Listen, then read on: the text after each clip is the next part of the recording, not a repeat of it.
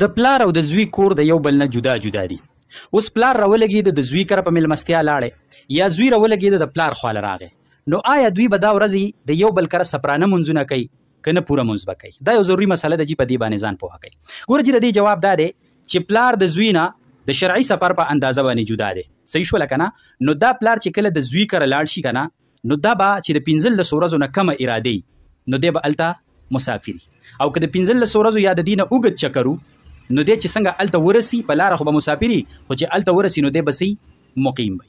او دقه شان که زوی د پلار کره راځي او د پلار کور دومره لري دی چې شرعي سفر اندازه برابرېږي، نو په لاره دی مسافر دی، او چې د پلار کره راغی او د 15 ورځو نه کمه اراده وه نو دلته مسافر دی.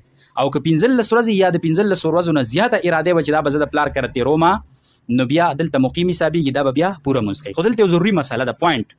پلار چې په کوم ځای کې دی که نه، نو دلته د خوا کې د بچي بل کور هم شته، خو دا بچی د څه عذر د وجې ډیوټي ده، ملازمت دی، هر څه چې دي بل ځای ته د کور وړی دی.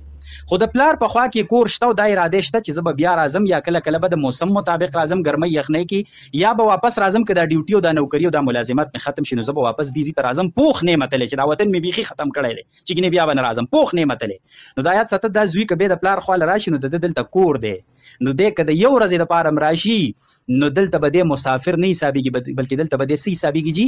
مقیم به حسابېږي. دغه شان زوی په خپل مقام دی، خو پلار ته لرې کډه وړې ده، پلار ته لرې کډه وړې ده، د څه ضرورت ته وجې. خو دغه پلار د دې زوی په خوا کې کور شته، دلته یې کور شته، او پوخ د دې ځای نه نه دی تللی چې دا وطن یې بلکل پرېښی چې بیا به نه راځم. نو دا پلار که د زوی خواله راشي، نو دا د ځان سره یاد ساته چې دا پلار به دلته که یو ورځ لم راغی چې راورسي په لاره به مسافري، خو چې راورسي نو ګورئ دا به بیا دلته پوره مونځ کوي، ځکه د ده دام وطن دی، او کوم ځای ته چې کډه وړې ده نو هغې هم څه دی جي؟ وطن دی. دا ډېر ضروري او اهم مسایل دي او د ټولو مسلمانانو ته ضرورت دی، نو که د هغوی سره شریک کوي دا به د اجر خبره وي. وصلی الله